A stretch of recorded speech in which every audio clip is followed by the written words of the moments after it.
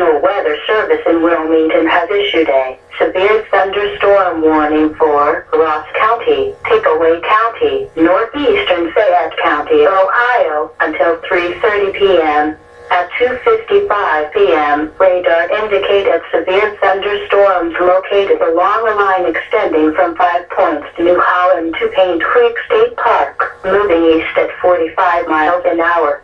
Storm hazards include winds to 60 miles an hour, penny-sized hail, frequent cloud-to-ground lightning, very heavy rain which may cause minor flooding. Locations impacted include Asheville, Circleville, Kingston, Chillicothe. In addition, Clarksburg, Frankfort, Darbyville, Latteville, Williamsport, State Route 138 at U.S. Route 22, Fox and Bourneville are near the path of these severe thunderstorms.